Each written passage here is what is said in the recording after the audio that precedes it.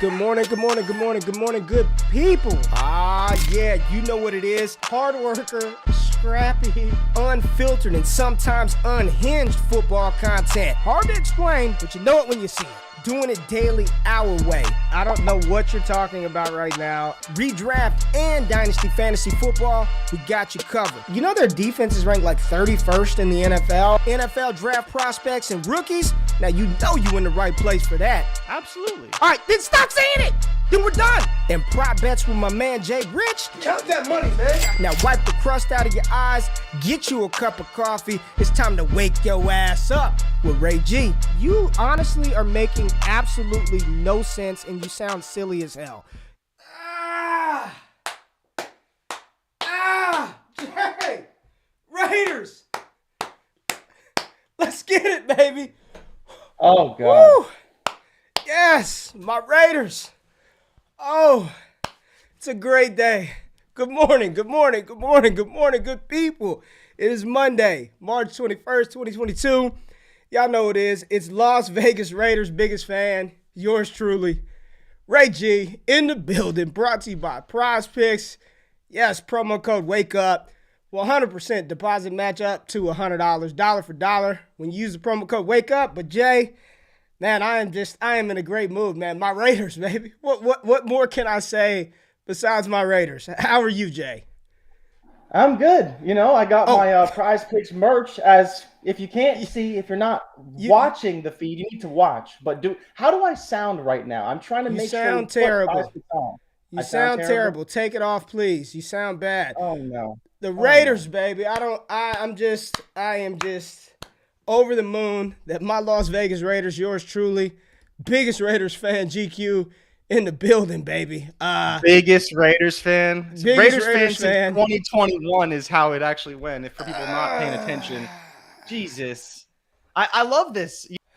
The Cowboys are, I don't know what they're doing. They're in disarray. But you know what? Your Raiders, they give you life again. Your hometown Raiders, for people who don't know. So I am happy for you, though. I think it was a great trade, and the reunition of Derek Carr and Davante Adams is going to be electric, to say the least.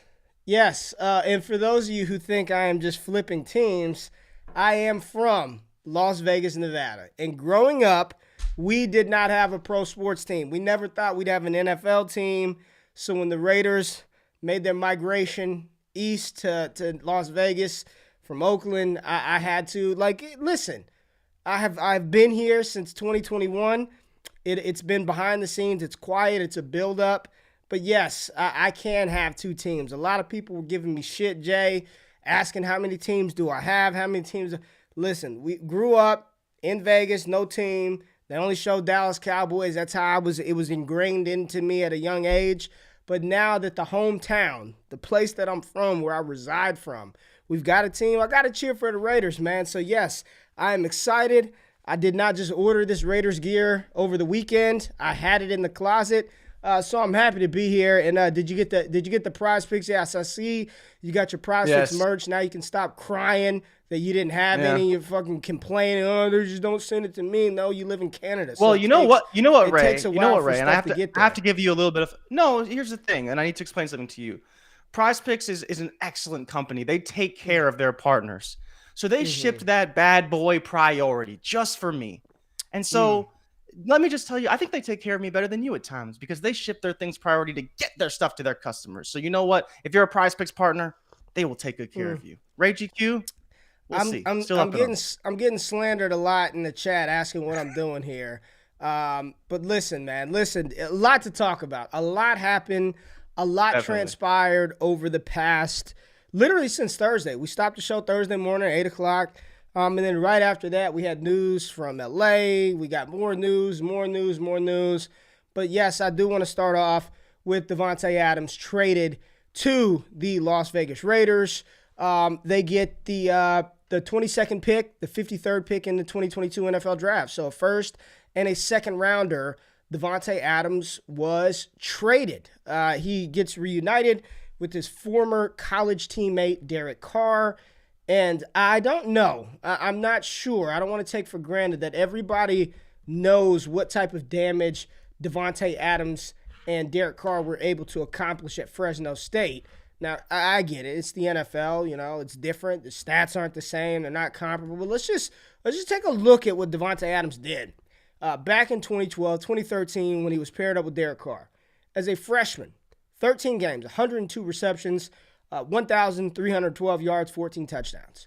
Sophomore season, Fresno State, redshirt sophomore year, second season playing football in 13 games, 131 receptions, 1,719 yards, and 24 touchdowns as a redshirt sophomore at Fresno State. I mean, what they did to the Mountain West Conference was unfair. It got Derek Carr drafted number 1 overall, got Davante Adams drafted high, second round.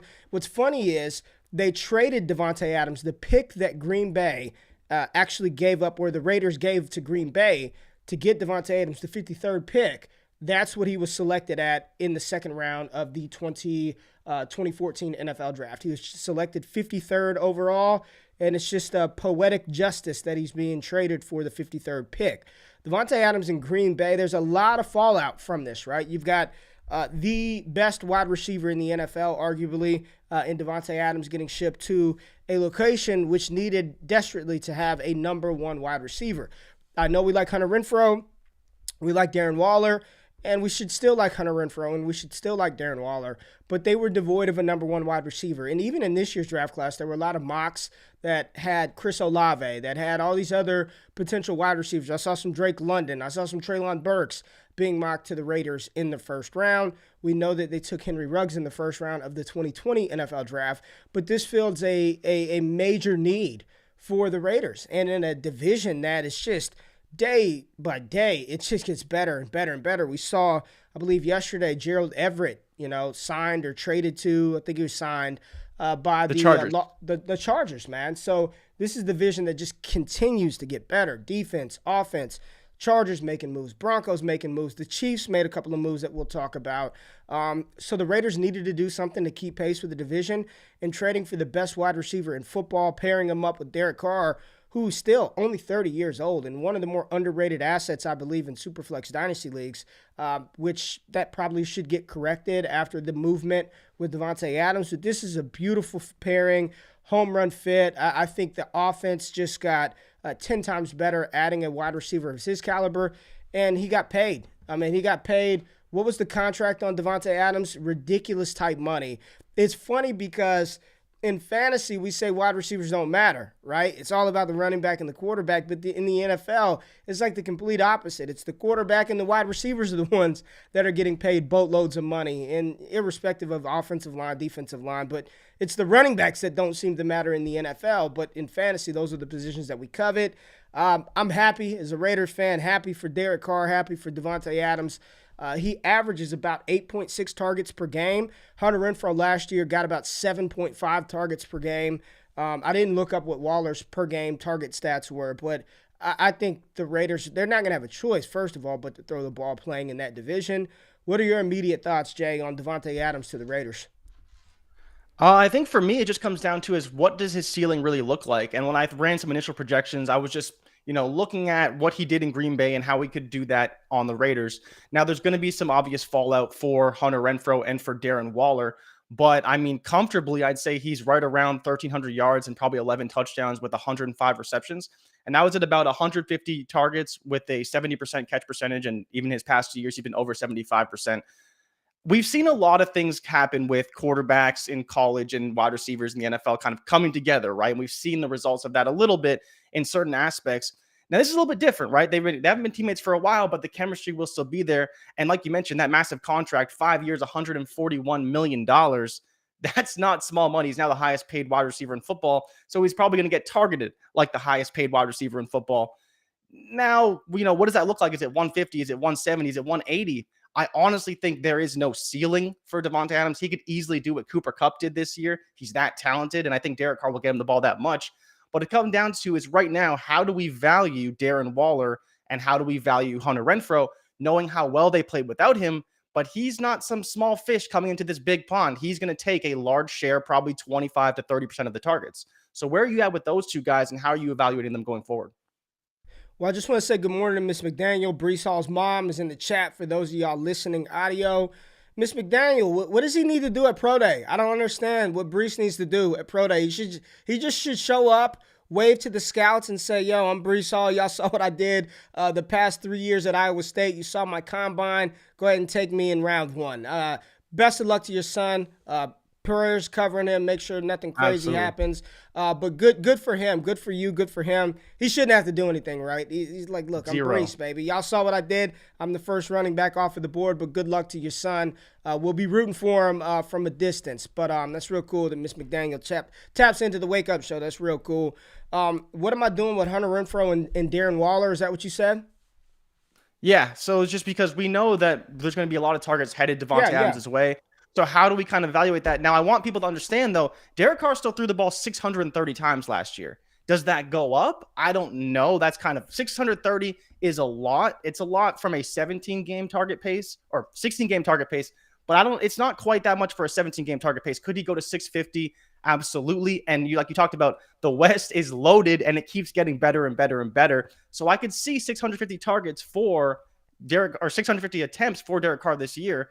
That still could leave, 500 to be spread out amongst the rest of the players if 150 go to Davante Adams. But I still think at some point we're going to have to say, can Hunter Renfrow get 100? Can Darren Waller get 100? And what does that kind of look like this season for both those guys? Yeah, Scott Connor, my guy. It's my guy, man. Charles and Chill, Dynasty and Chill. Said Davante loses a lot of efficiency leaving Rodgers. Yeah, he's going to lose the efficiency, but I think he's going to make up for it in volume. I believe Derek Carr is going to hyper-target his teammate, man. I mean, he's going to get peppered with targets, like peppered with targets. So while the efficiency is destined to go down, I mean, that's what happens, right? Like that doesn't take an analytical wizard to figure that out. He was playing with arguably the greatest quarterback, like pure passer. I'm not saying the most accomplished, not saying QB1, but you're just talking about pure passer. It's him, Dan Marino, right, of all time at the height of his career. And he didn't face any target competition while in Green Bay. Like the best receivers that he played with was Jordy Adams and Jordy Nelson and Randall Cobb when all three of those guys were there. After they were gone, it was him and nobody else. James Jones had a season here or there. There were a couple of, and I don't even know if Adams was there when James Jones was there, to be honest with you. So the efficiency is bound to dip, but I think he's going to be just fine. I think he's going to make up for it with volume, and he's got better players around him in that offense from a skill position standpoint. You can't double Davante Adams and then single up Darren Waller with a safety. That's not going to work. And if you do decide to do that, Hunter Renfrow is going to tear you up out of the slot. And then if you decide to try to triple and double team all of them, then Josh Jacobs is still in the backfield. I think some of the fallout for this is good for Josh Jacobs. We're talking about Davante Adams and what that means for him. I think it's good for Hunter Renfrow, and I also think it's good for Darren Waller. I mean, it's this whole too many mouths to feed narrative is been disproven by a lot of smart analytical people. He's getting paid the bag. He's getting paid damn near $30 million a year. He's going to get the ball. It's his college teammate. Listen, I'm all in. College teammates, Joe Burrow, Jamar Chase, now La'el Collins. We'll get to that in a little bit. But I'm not concerned about the efficiency dipping. He's going to make up for that in volume. And I think this is good for the Raiders offense in general for all of these guys. And, we talk about fallout from it. I think a buy low is Josh Jacobs. I mean, the fact that he's still 24 years old and feels like he's been in the NFL for 5 years is wild, right? Everybody that's made a super chat, we'll get to those at the end. I like to keep the flow of the show going. Appreciate it. We got them favorited, and we'll come back to all the super chats that are in the question. But I think this is fine for the Raiders. I think it's fine for Adams. Yes, he might not be as efficient, but I think he's going to see increased target competition, increased target volume just off of sheer opportunity from playing with Derek Carr, his homeboy, his hometown guy back home in the West Coast for Davante Adams. What are your thoughts on Josh Jacobs, though? Because a lot of people have been kind of shitting on Jacobs. Would you rather Jacobs or, we're not gonna go with Brees, but would you rather Jacobs or, Kenneth Walker? Jacobs or people are drafting Rachaad White in the first round. Would you rather Josh Jacobs or Rachaad White? And what do you think this move at wide receiver does for Josh Jacobs, Jay?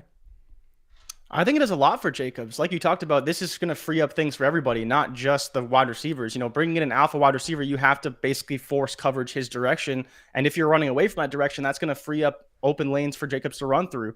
We've seen the issues with the Raiders is that they've been a run-first team in the past. And while they have passed a lot, I think at the end of the day, they want to kind of be a bit of a run-first offense, and that's going to start with Josh Jacobs. But when you don't have players who can stretch the field, yes, Hunter Renfrow can run a few deep routes, and Darren Waller can go up the seam, but having Davante Adams is a completely different situation. And when they lost Henry Ruggs, that really hurt Josh Jacobs because there wasn't someone to stretch the field.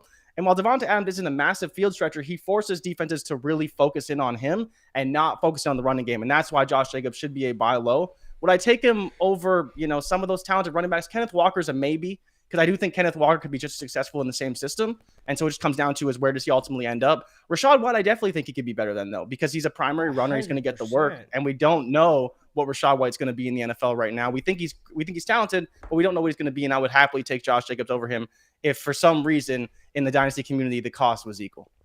Yeah, man, I think Josh Jacobs is one of those players that people are definitely sleeping on.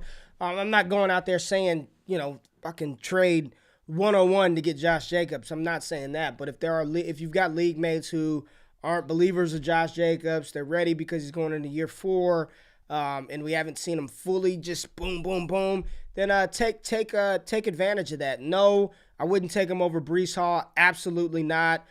Kenneth Walker, Spiller, White is debatable, right? I think you could probably, for people who have rookie euphoria, you might be able to trade. Let's just say hypothetically at 104, you were thinking about taking Kenneth Walker at that spot. I guarantee you could trade that 104 for Josh Jacobs and maybe Josh Jacobs plus like a third rounder. So definitely something I'd look into. All right, so Davante Adams, and I think he's gonna. This is good for the Raiders. Overall takeaway, very good for the Raiders. Instant dynasty boost to Derek Carr and his potential value.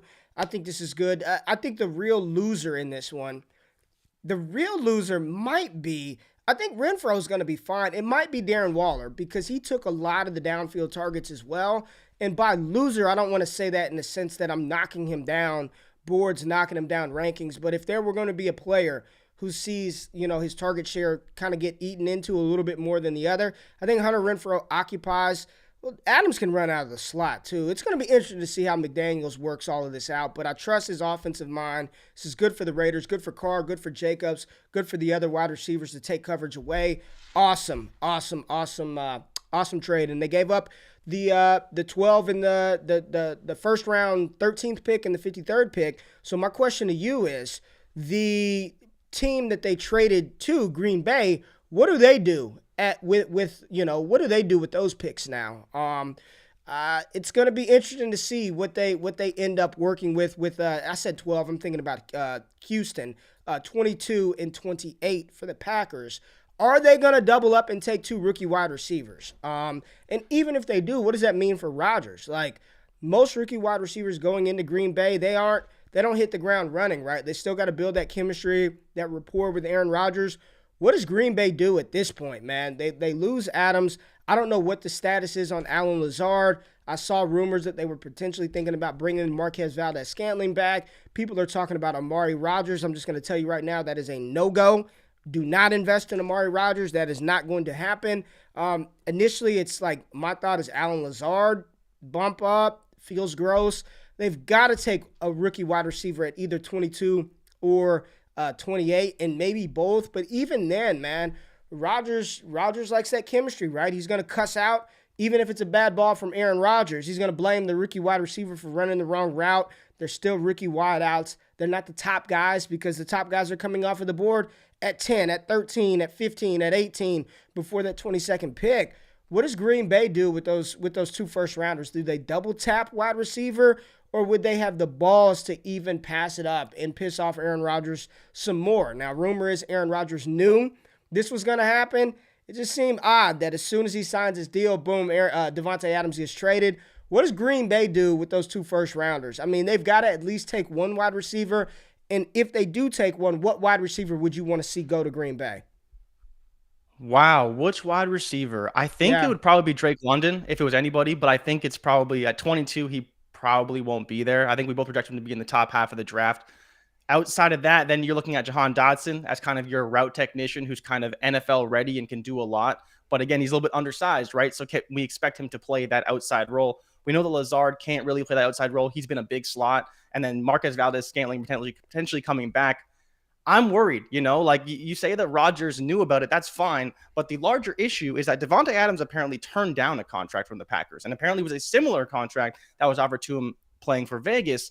And so then it says is like, we thought they kind of had this good relationship where Rodgers trying to get Adams paid and bring Adams back, and they would be together forever. Ha ha, hoo hoo, tons of fun. Yeah. Adams is like, no, I want to leave. And so he just left, and now it leaves us kind of holding the bag if you have Rodgers. Because without Adams, it's not looking good for Rodgers. As good as he is, we haven't really seen him elevate receivers in the past. We've seen Davante Adams be great. We've seen him turn Allen Lazard into a capable pass catcher. But without that number one, it's going to hurt the running game because they're going to be able to play lower and they're going to play closer to the line of scrimmage because you don't have this immediate threat. You only have potential bombs to Marquez Valdes-Scantling if he comes back.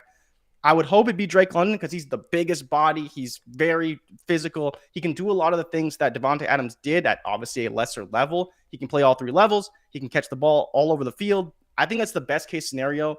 Maybe a Garrett Wilson, but I don't know wide receiver can come in and replace Davante Adams.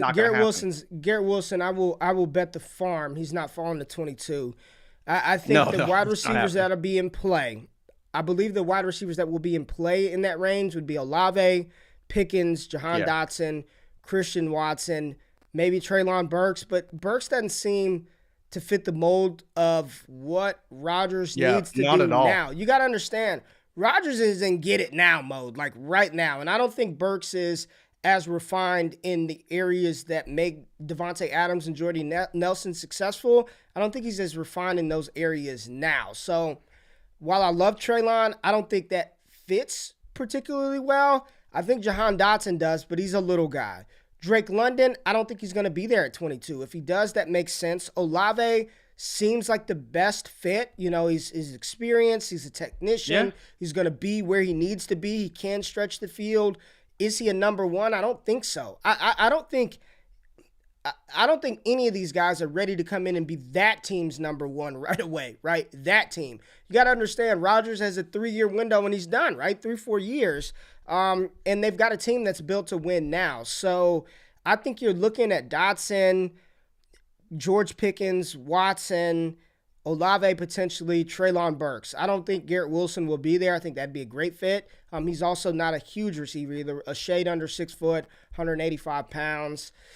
I don't know. There's still rookie wide receivers, man, and you're getting the 3rd, 4th, 5th wide receiver off of the board, so the chances of them stepping in and being Jamar Chase, Justin Jefferson off the rip, probably not high. It's going to be interesting. I will say this, Aaron Jones is probably going to get an uptick in receptions. We saw him utilized the few games that Adams was out. We saw him utilized as the number one receiver. Josiah DeGuara, I've been telling people to go get this young tight end for weeks now. Like, I think he's got a good opportunity to see increased passing volume. And just like last year with Dalton Schultz, the easiest top 10 dynasty tight end the cheapest one that you were ever able to acquire. I'm not saying Josiah DeGuara is Dalton Schultz territory, but you're talking about players that are familiar with Aaron Rodgers. He's one of them, right? And he's still on waivers in some dynasty leagues. So if Josiah DeGuara is there, go get him. Go stash him just in case he is the starting tight end and some familiarity with Rodgers. If I had to call my shot now, I'd say Jahan Dotson, Chris Olave would make a lot of sense. George Pickens as well. I don't think Burks is going to be there. I don't believe London's going to be there, and I don't believe Burks fits what Aaron Rodgers likes to do. Somebody said Tanyan is back. They re-signed him. He had the ACL tear, so I don't know. ACL injury, yeah. So I don't know where he's at. He's probably coming back. I don't know where he's at in the process. So, but that's good for Robert Tanyan. So if he's the starting tight end, good for him. I just knew he had the ACL tear, didn't know where he was at. But another big piece of news, I'd say probably the biggest, even bigger than Davante Adams, was 100%. This one right here. Deshaun Watson traded to the Cleveland Browns. He was in, then he was out, then he was out, then he was in. Then it was reported he was going to Atlanta, and then we've talked about it for 2 weeks now.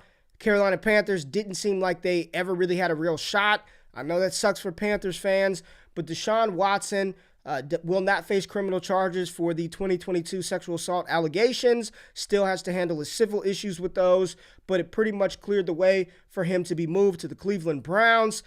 The whole saga was just wild. Baker Mayfield writing his heart out to the city of Cleveland. The city of Cleveland, the Browns ownership saying they want an adult under center because he's a baby. They trade for Deshaun Watson. The Houston Texans get 3 first-round picks, a third-round pick, a fourth-round pick in return for Watson. And the player that they did not receive back, Baker Mayfield, who is still on the Browns. Baker requested a trade. The Browns said, I don't give a shit what you requested. We're not doing anything. We're not trading you at all. So now it looks like Baker Mayfield is pinned to hold the clipboard for the guy that's probably going to be holding the clipboard for Deshaun Watson, Jacoby Brissett, because they signed him to a 1-year deal. So right now, it's looking like Baker is QB3 on the Browns roster, and we all fully anticipate Baker Mayfield being traded at some point, but he wasn't traded to Houston, which is, we'll get to in a little bit, stock up for Davis Mills. But Deshaun Watson got a 5-year, $230 million extension, fully guaranteed. This is NBA Supermax money, Major League Baseball money, $250 million, and they converted of this money, this year's salary, 2022, $1 million.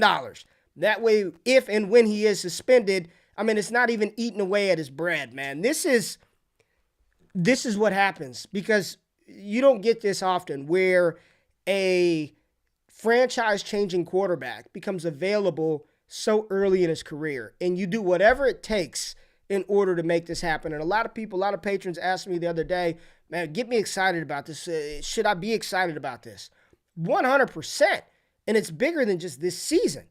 Even if Deshaun Watson is suspended for the entire season, which I don't think he will be, but if he is, people will want to come play for Deshaun Watson. People will want to come play in Cleveland with the Browns because of Deshaun Watson. Nobody wanted to play with Baker Mayfield. You saw so many former wide receivers and NFL players say, I've never met him, but he doesn't seem like the type of quarterback that I'd want to play with. Like, that's what they've said about Baker Mayfield. Deshaun Watson, people will want to play with him. People will want to come to Cleveland and play for him. This is an immediate stock boost to Amari Cooper, David Njoku, Nick Chubb, Kareem Hunt, Dearness Johnson. Any pass-catching option in Cleveland, this is good for it. And, you know, on the show, there are a lot of moral and ethical issues that we can talk about, but we're focused on the production on the field and what these players can do from us from a fantasy perspective.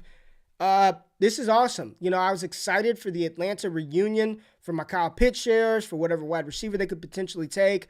But if I'm a fan of the Cleveland Browns today, you're happy that you got a true franchise changer at quarterback in a division that has Lamar Jackson and Joe Burrow. You have to have somebody at the helm to compete. This is still a strong defense. They've got weapons on offense. This is great for the Cleveland Browns. And the crazy thing is, they didn't even have to give up their second-round pick. So they still have a second-rounder this year, to where if they wanted to take a wide receiver that may fall in the draft in the second round, beef up the offensive line, add something to defense, they can do that. They didn't give up Denzel Ward. They didn't give up some stud offensive lineman, D-lineman, defensive back. They have their entire team intact, and they landed Deshaun Watson. And again, baseball money. You don't see $230 million guaranteed in football. This is big time money right here for Deshaun Watson. Follow the money. This is good for us in fantasy. If you bought low on Deshaun Watson, congratulations to you. I think this is a good move by Cleveland, and real interesting with what happens with Baker Mayfield next. Jay, what are your thoughts on Watson to Cleveland? I want to see what else they do, honestly. Like, it's funny because even this morning I tweeted out, like, I wonder if we see Jarvis Landry come back to Cleveland. Now, obviously, he wanted out because of Baker Mayfield, but part of what he was doing, him and OBJ, they're waiting to see where Deshaun Watson landed because they're potentially going to go and sign with that team. Now, I don't see them going back to Cleveland, but you have to imagine there'd be other free agents that potentially could be going that direction. Now, there's a few running backs that are out there. Actually, Leonard Fournette, it was just reported recently that he's actually going to New England today to meet with them. But no one's going to be going to Cleveland from a running back perspective. But I'm curious what happens with DPJ, because I think he's probably the most intriguing piece.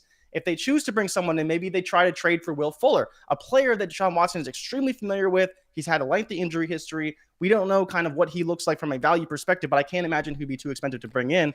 Or, like you said, they draft a player.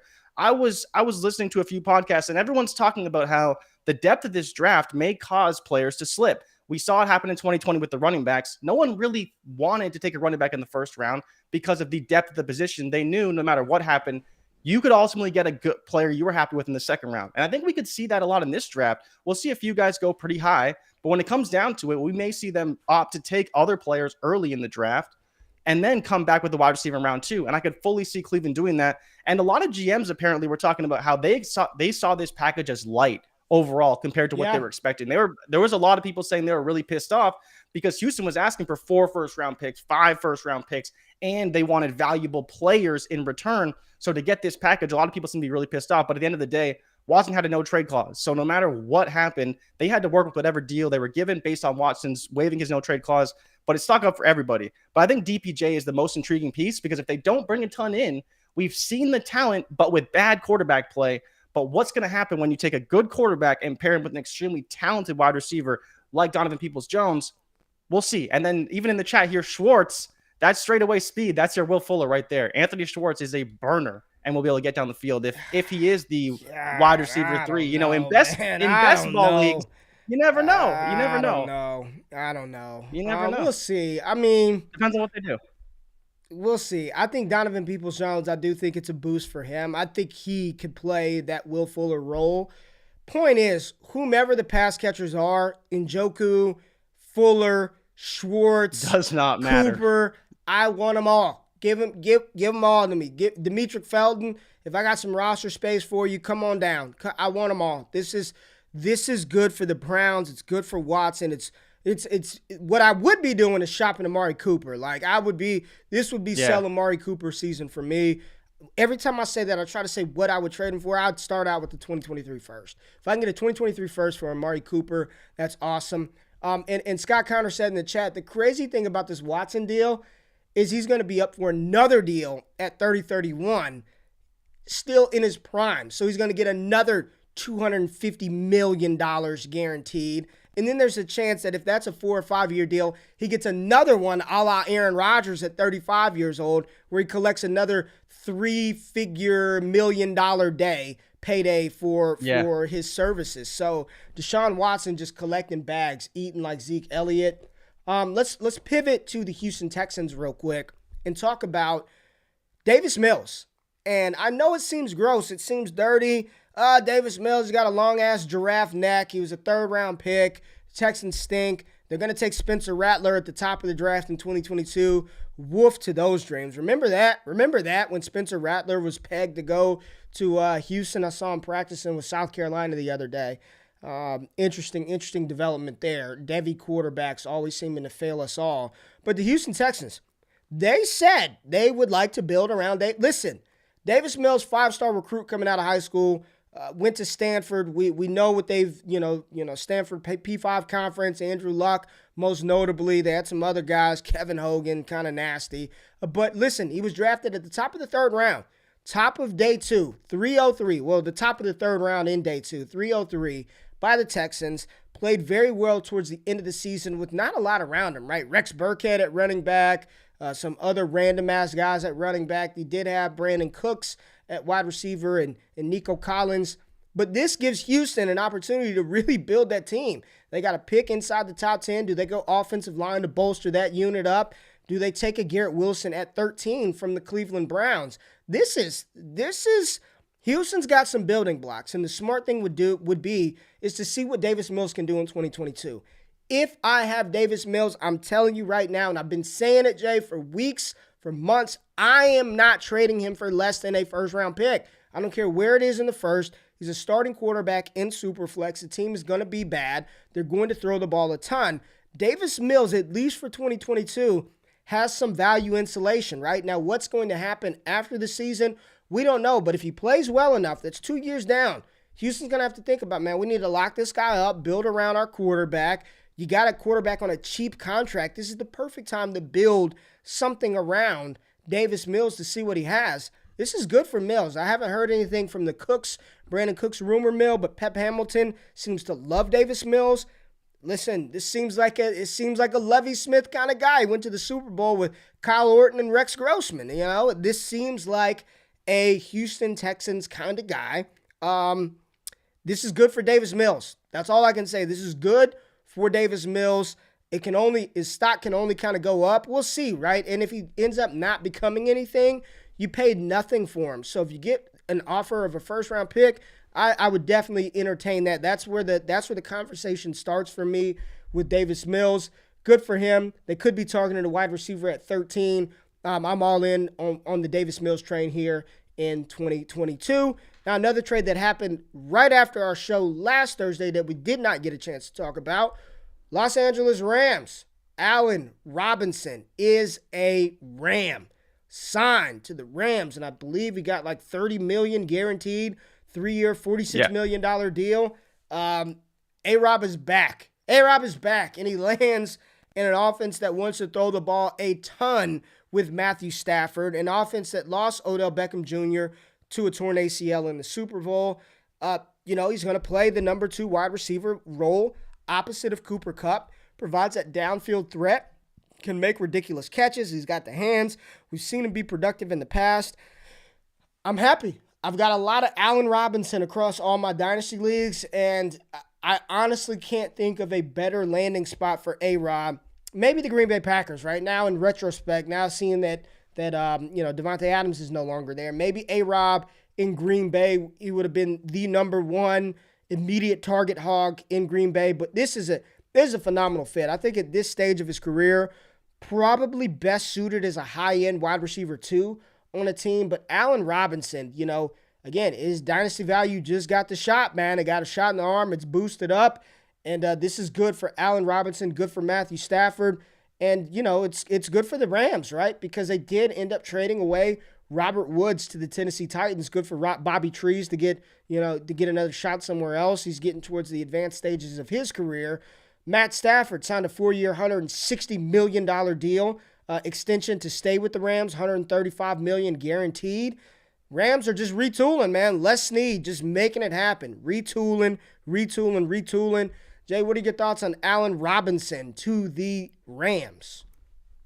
I love it, right? I think that he complements Cooper Kupp so well because he's a bigger body technician type receiver, and you have Cooper Kupp doing the rest, right? They don't really need anybody to do anything else.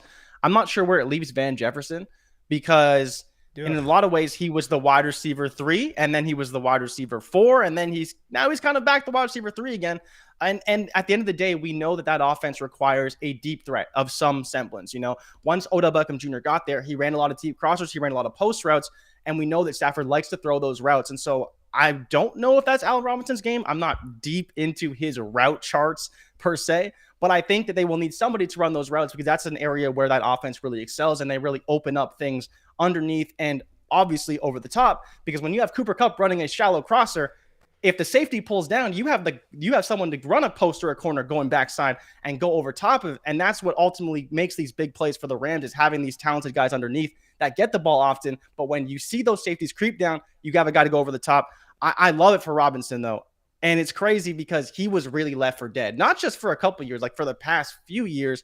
And now, like you said, playing with Stafford, 130 to 140 targets should be in play for him.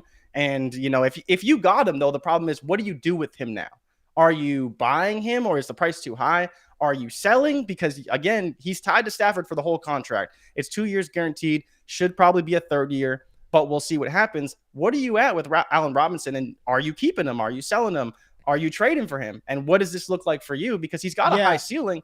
We just don't know what his role is going to be. Yeah, for me, and I am no financial advisor. This is not stock advice, but price always comes back to the mean, man. It always comes back to that daily 21 moving average. And right now, Allen Robinson's price is to the upside of the 21. It's always going to come back. I don't buy when price is at 2-3 ATR, right? I like for it to be closer to the mean if I'm purchasing a stock, right? So Allen Robinson, he's at 2-3 ATR, right? I need that price to come back to the mean. No, I would not be buying. Yes, this is a time that if you can sell for a first-round pick plus a young player, I see a name like Kadarius Toney. If somebody's got the 108 and Kadarius Toney and they're like, yo, I want A-Rob, I'm going to win now team, that 108 could be Garrett Wilson, could be Drake London, J-Mo. Yes, I would make that trade to tear down to a younger wide receiver, get off Allen Robinson. I'm not buying when the stock price is, far away from the 21 moving average. I'm not doing that with Allen Robinson. If I have him and I can't sell him for what I want, then I'll gladly play him. and keep him so he can score a bunch of fantasy points for me. I think this is a great situation for him. I'm with you. And the difference between A-Rob and OBJ was traded mid-season, right? So he didn't have time to develop that chemistry and rapport with Matthew Stafford. A-Rob's going to have all summer to get acclimated with Matthew Stafford. And you know whose game it's similar, kind of reminiscent of is like Marvin Jones, where you can just throw it up, you can make ridiculous catches. Like this is great. That's a for good Allen call. Robinson. Like it's like they're not the same player, but Matthew Stafford's had some history with guys like that. This is great for A-Rob. So if I can't trade him for what I want, I will happily keep him and play him and let him score a lot of points for me in fantasy football. Great for Allen Robinson. Great for the Rams. Austin nailed it. He said he better start eating breakfast with Stafford. That's the key. Right? Yeah, and start eating that breakfast with Stafford. Well, he's got a lot of time. Unlike Odell Beckham Jr., their breakfast routine was already set in stone. But A-Rob coming in so early, they'll be working together all summer. He should hit the ground running in 2022. Some other smaller pieces of news. Gerald Everett signing with the Chargers. So we talked about the Chargers being a potential landing spot at the time for an Njoku, for Dalton Schultz. We know those guys were retained by their original teams. So this is a good jolt in the arm for the tight end position in LA. How much am I buying into Gerald Everett? Not much, man. I mean, good for him. Should see some good looks. They needed a tight end to kind of stretch the field. Fits a need for the Chargers. Good for the Chargers. Juju Smith-Schuster got a 1-year deal in Kansas City, and I don't want to gloss over that. How are you feeling about Juju to KC, Jay? I think best chance of rehabilitation, I think it's a prove-it deal, which is weird because he's so young, but it's prove-it deal like DJ Chark. If he plays well this year, I think Kansas City will look to sign him to a longer extension. What are your quick thoughts on Juju going to Kansas City? I like it, but it feels like he went there reluctantly, right? Kind of with his tail between his legs, because he was offered a contract by them last season. He chose not to take it. Then this year, same type of thing. I'm sure they offered him the same amount of money, less money. We know what veteran wide receivers are going for, but I don't want people to overreact because while he could be really good, we haven't seen a fruitful fantasy output from a wide receiver too in Kansas City yet. Now, I want to point out that Mecole Hardman did have 83 targets last year. Byron Pringle had 60 targets last year. Did you see the tweet by Hardman? So PFF put out like a new look at the Kansas City Chiefs offense, and it was like the players, and it was Mahomes, Clyde, Juju, Kelsey, Hill, and then Hardman retweeted it and was like the sad crying emoji, and he was like, I get it. What about me? Left out, but sorry. I just saw that. I was like, damn, they left Hardman out, but yeah. R.I.P. Mecole Hardman. Of course they will, because he's not that productive. 83 targets. Could Juju see 100? Sure, they need that guy, because now you have Hill over the top, you have Kelsey in the intermediate, you have Juju in the short, and I think that's a more complete offense, and you could tell they're missing that extra guy. But again, let's not overreact. Juju was already a buy low because he was going to a better situation than he was in. Is this a better situation? It's close, right? He was coming from a team where he was the third wide receiver, and he was pretty good, but was he a world beater? Not really. He's not going to be the alpha. Fournette and Patriots. He's visiting New England? Yeah, I said it just broke. So Malcolm Butler and Leonard Fournette are going to New England today to visit. He's just a visit. No guarantees. And then your boy Mac Jones is getting his, I don't know if Trent Brown plays left tackle or right tackle, but they did re-sign Trent Brown, so he will be one of their tackles. They've done the Patriots have done nothing to help Mac Jones out. So Kendrick Bourne, because they blew their load last season. Kendrick Bourne, wide receiver 1 in New England. I'm telling y'all, if you're just looking for cheap targets, right, go get Kendrick Bourne. I mean, I know everybody was all over the Jacoby Myers train, but towards the end of the season, he's dropping shit left and right. Kendrick Bourne making big plays for New England. I don't know what they're not taking a wide receiver round 1 either. I doubt it. Watch. No, they're not. And I don't want them to. They're not taking a wide receiver round 1. He'll be a bust. But let's keep moving on. Austin Hooper to the Titans and Robert Woods. We talked briefly about Robert Woods before, but what are your thoughts on the new look Titans? A.J. Brown, Austin Hooper, Robert Woods coming off that ACL injury. We'll see what happens, but I think it's an upgrade. It has to be. Julio couldn't have been worse in that offense last season. I like it. I think this is good for Robert Woods. Fills a need. He's going to be more productive than Julio Jones, right? Who's being rumored back to the Atlanta Falcons. I think this is good for Bobby Trees, man. One of the more underrated wide receivers year in and year out. A.J. Brown, he's kind of, his health has been on and off the past, year or so, but I think this is good. Austin Hooper, they needed a tight end. We can't continue to roll out Ferkser and Swaim and all these other random-ass tight ends. Good for Tennessee, man. These are two signings that kind of go under the radar that I think are good team fits for Tennessee. DJ Moore signed a 3-year extension in Carolina. I think DJ Moore is going to look back on this in a year and a half and be like, damn, I signed low, right? Signed for the next 4 years, $41 million guaranteed. He's part of that 2019 rookie draft class. DK Metcalf is going to ask for the bag. He was in the first round of that draft class. It was DJ Moore, I believe, DK Metcalf, AJ McLaurin, AJ Brown. He was part of the 2018 class. He was 2018. Yeah. But I think he's going to look at what the 2019 guys get and be like, damn, I probably should have signed for a little bit more. Still nobody to throw the ball to him in Carolina. There's no way they can go into next season with if they start the season with Sam Darnold at quarterback, good luck for everybody that we have hopes for in Carolina. CMC, DJ Moore, it's not going to be good. So I think some of the biggest news that happened quietly over the past week are the Cincinnati Bengals, man. What they're doing to build an offensive line around league worst, their league worst offensive line, who got Joe Burrow sacked more times than any damn quarterback in the history of the NFL. This is good. They brought in Alex Kappa. We didn't talk about that. Ted Karras, they got him at center for the Patriots. And then they just signed Lyle Collins. LSU and Cincinnati, there's like a pipeline there. It's just a feeder. Lyle Collins played tackle at LSU. Now he gets to protect his LSU alum, his brethren, Joe Burrow. This is, it's looking like Jonah Williams on the left, Lyle Collins on the right. They are doing exactly what Kansas City did last offseason, and they're building their offensive line through free agency. This is good. This is good for Burrow. It's great for Joe Mixon. It's fantastic for T. Higgins and Jamar Chase and Tyler Boyd and whoever's playing tight end. This is good. Cincinnati, well done. A lot of Cincinnati fans were out there shitting on Zach Taylor, calling for Zach Taylor's head.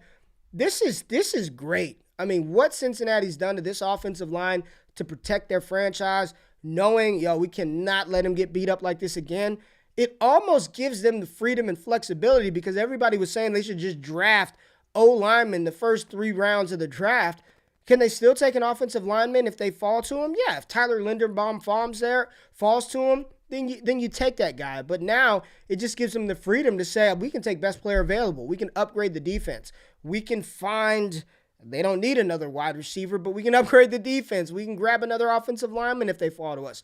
Great job by Cincinnati beefing up that offensive front, masterclass in roster construction in the offseason to make sure your rookie is protected. Rashad Penny, 1-year deal to return to Seattle.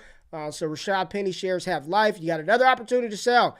Get out of Rashad Penny if you can. Chris Carson is still there. And then Teron Armstead is meeting with the Miami Dolphins today to potentially work out a deal, one of the top remaining unsigned tackles. So a lot of news.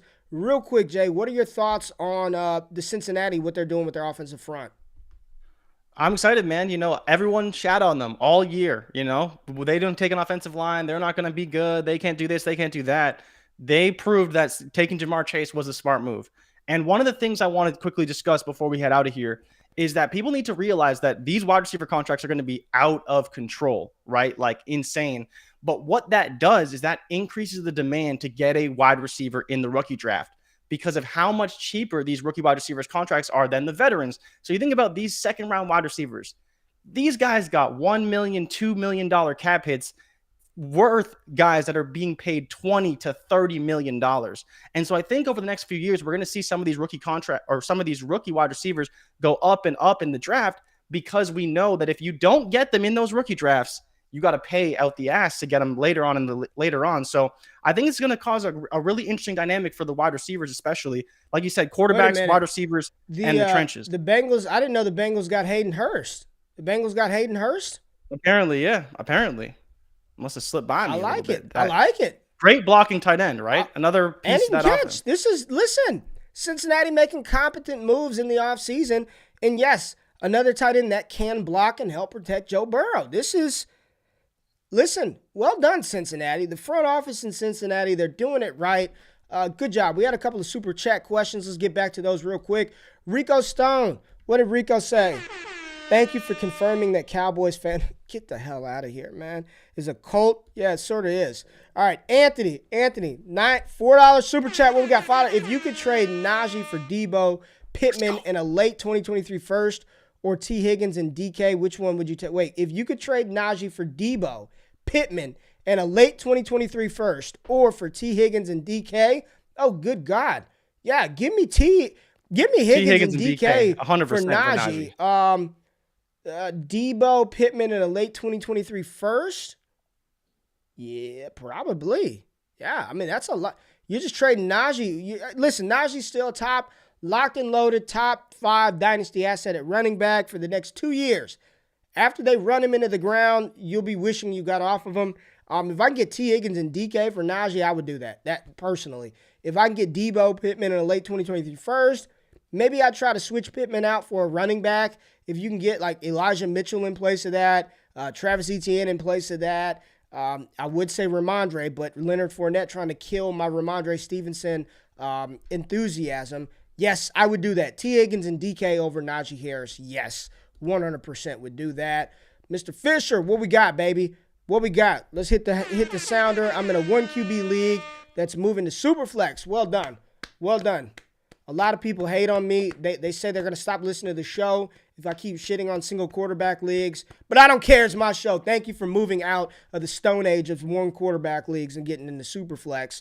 I have 102. Would you trade 102 for a QB like Watson or hold and draft? Whoa.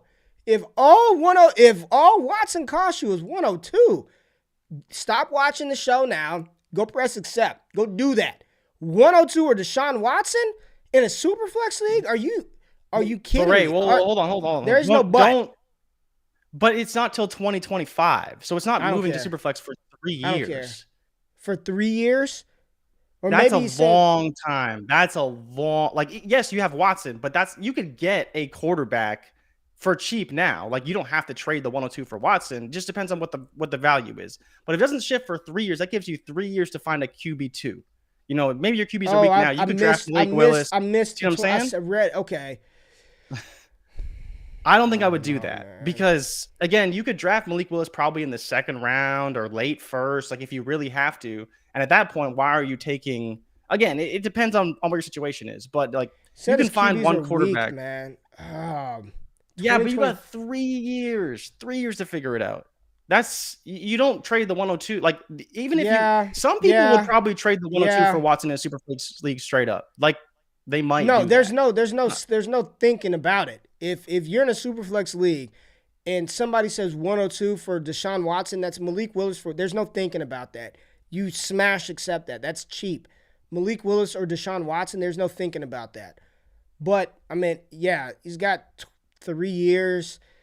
Oh man, just I don't know, man. I couldn't do it. Not until 2020. That's legitimately 3 years to figure out your quarterback situation. Yeah, that's a long ways time. Out. That's a ways out. I probably wouldn't do it either. All right, last one. I want to give thanks for the advice last couple of years in my 1 QB. God, I'm shitting on 1 QB leagues. I'm sorry, Omar.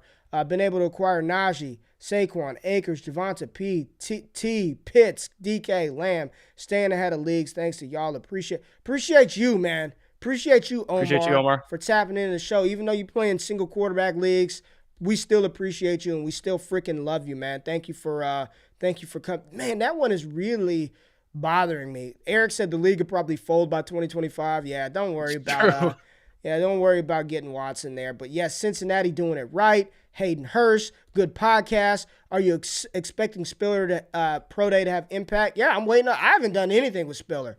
I'm waiting on the pro day. Pro day is this week. Yeah. We'll see what he runs. I think he's going to run like a 4.5 something, which is fine for him. But we'll see. I'm sure it'll be highly covered because he's still, by all NFL draft prognosticators, still going to be a top 100 pick, day 2 draft capital, along with Breece Hall and Kenneth Walker. I do think Breece is the one that could potentially slide into round 1. But we'll see how this plays out. And I think Spiller's pro day is Wednesday, I believe. It's either tomorrow or Wednesday, but we'll see either way. Yes, the Pats need to draft a wide receiver, but it doesn't seem like they're going to do that. Not like Watson won't be useful those 3 years. Yeah, I mean, it's going to be interesting, man. That's a tough one. And people are like, I agree with both sides of it. I mean, he's still going to be. The pro day is tomorrow, by the way. Okay, I thought it was tomorrow, Wednesday. and Spiller tomorrow. So good luck to both those boys. And Spiller tomorrow. Yeah, shout out to Miss McDaniel, right? Because she's saying she's going to Brees tomorrow. That'll be interesting. The thing is, we have relationships with both of those families. Fred Spiller, I talked to Fred Spiller quite a bit. Isaiah Spiller's pops. Shout out to Mr. Spiller, Fred. You know, he is a fan of the show, fan of the content. Fred Spiller keeps it real at all times. And then Miss McDaniel, Brees Hall's mom, starting to get some clout here, man. We got connection, family connection. Next thing you know, I'm gonna be at the Brees Hall Thanksgiving. Miss McDaniel, listen, I know. Hey, just send me the invite, and I'm there. I am there. We can do a live podcast from Thanksgiving at the Hall family home. We appreciate y'all tapping in. We appreciate all of y'all tapping in today. Wake Up Show. Subscribe to the podcast. Subscribe to the free newsletter. Patreon.com/allgas to more access to us and the community. Tomorrow we will be taking a look. Finally, I've lied to you guys for long enough. We'll be looking at a updated NFL mock draft, talk about some landing spots.